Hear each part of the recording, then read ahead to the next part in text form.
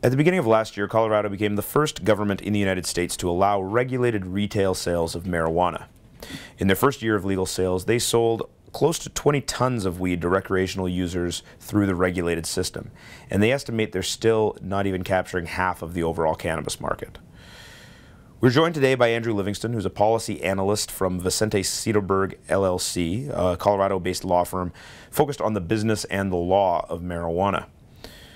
Livingston and his colleagues at that law firm helped craft legislation that eventually became the framework for legal pot sales in Colorado.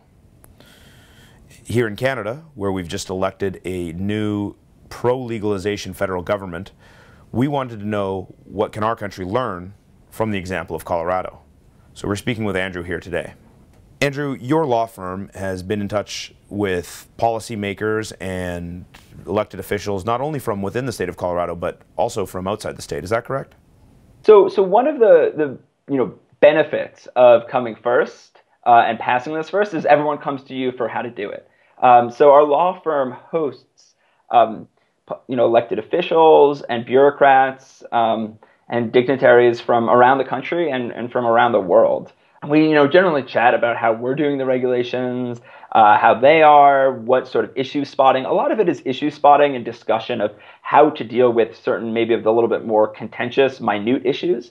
In marijuana reform, do you create a board of approval that looks at edible products beforehand, before they ever even enter the market? Or do you just set down strict guidelines on how they need to be marked and labeled and packaged? So those sorts of details. I think I've even met with some Canadian health officials in the past who were in Colorado, and would love to help work with anyone in Canada, whether or not it's provincial or local governments or the Liberal Party and Justin Trudeau and his implementation team. What were some of the biggest surprises for the first year of legalization?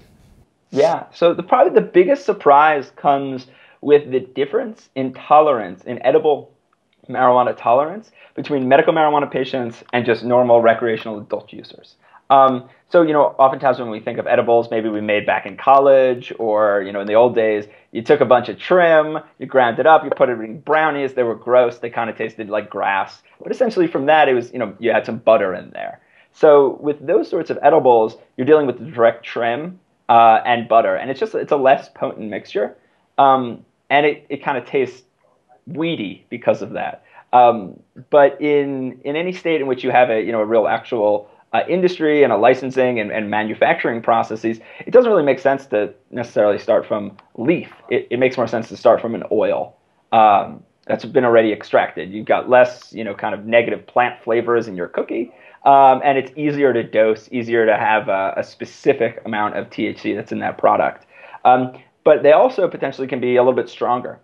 So with that, we really needed to change some of the regulations on the adult use side. And the way we dealt with them, in my opinion, I think it's relatively effective, is we said that all adult use marijuana products need to be demarked in a way that you can differentiate the 10 milligram serving size. So let's say you have a chocolate bar, you need to be able to break off a piece easily that is 10 milligrams.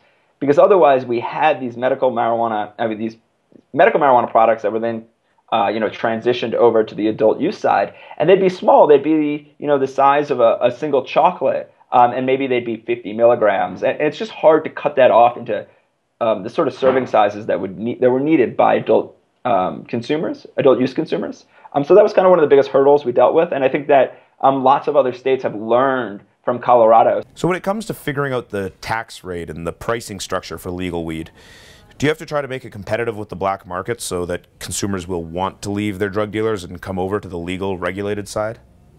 So there's a premium at which consumers are willing to go to the legal market. Maybe it's 10% higher than the black market price, maybe it's 20%, but it's really kind of hard to know. And if you set your taxes too high, it's going to, particularly if you set state taxes and then there are local taxes, and then so there's all these layers of taxation. If someone is particularly those who are heavier consumers and spend a larger percentage of their budget on marijuana, if an ounce of marijuana on the legal regulated side costs $250 and an ounce of marijuana on the not regulated side costs $125, that's a big difference if you consume an ounce of marijuana a month, right? So that's going to be $125 over 12 months is not an insignificant amount. So really, it's important because some of the most amount of volume is consumed by individuals that consume frequently, and you really want to push, have those people migrate over to the legal market as well. So one of the things that Colorado did not do was start their taxes low and move them up over time. Instead, because of concerns about how much money would be raised and whether or not the marijuana revenues would be able to pay for the marijuana regulation, as well as any other ancillary costs associated with new regulation, they set the taxes relatively high. Not so high, not as high as Washington, but still there's a 15% excise tax and a 10% sales tax, and that's statewide. So what they kind of found was that maybe they should lower the taxes a little bit, and they actually probably over time will be doing that.